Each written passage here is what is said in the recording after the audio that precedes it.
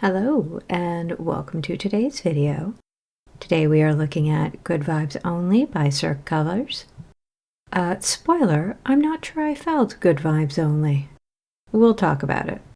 This is a grassy green with a silver magnetic pigment.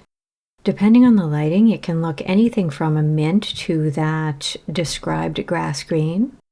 Originally, they were a limited edition, and I missed them the first time, so I just stubbornly left these on my wish list. When the collection came back, I grabbed this one and the older sky blue, which is called Mind Over Matter. I believe from this collection I had already purchased Halo, and I was thinking for a long time of buying Bay. In the first coat, my magnetic line wasn't quite where I wanted it, so I did move my magnet a little bit. Now, because the first coat was a bit thinnish, the magnetic line didn't follow all that well, so it looks kind of blurry here. And don't worry, that is fine. I know there is going to be a second coat coming, and that will fix this. Now, because the velvet is more opaque, I wanted to be able to do everything in just 2 coats. So you will notice I'm going to be more generous with my polish on the second coat for that reason. If you are doing velvet, I can't imagine needing more than 2. If you wanted cat eye, you might need 3 coats in order to get those exposed portions of the base color to look opaque enough for you. Now, in terms of the application you are going to see, you will see my thumb like usual, and I am using the cat eye method on my thumb. You've seen me do this before. I just hold the wand under my thumb for 1 minute for each coat, including the top coat. However, for my other fingers, I did velvet on my index and middle fingers, and then cat eye on my ring and pinky.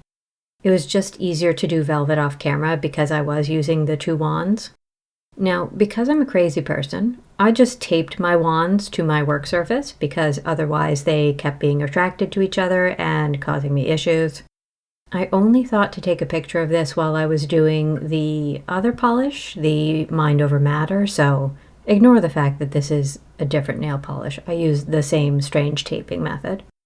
So what you are seeing is my second try at applying this polish because I felt I had more success the second time. So we started off seeing my blurred line in that first coat, but I am using this second coat to fix that. Now, I also chose to cap my tip first because I was having a little bit of trouble with painting on my other fingers where it was drying a little too fast on my other fingers and leaving little bits of magnetic pigment at the tips, which I did not want. And because I am being more generous with this coat, that's why I'm able to move the magnet just a little bit and the pigment follows pretty well.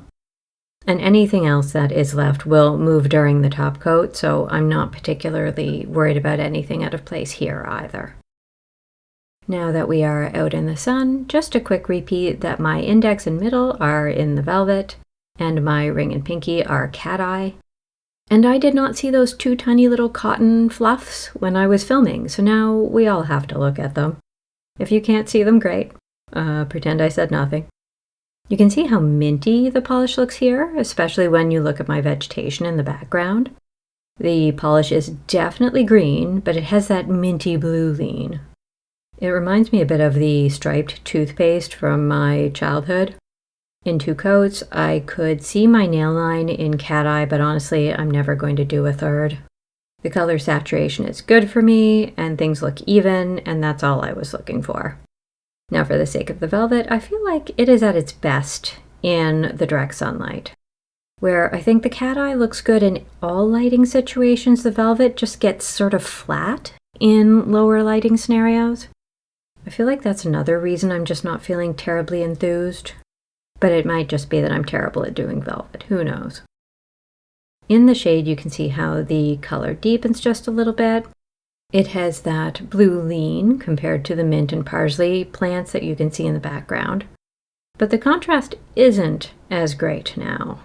The plants don't look as yellow leaning by comparison. I think we are getting more of the overtones of the green in both the polish and the plants.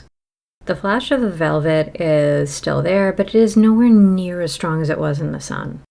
Again, I don't hate it. I think I've just failed to fall in love with it.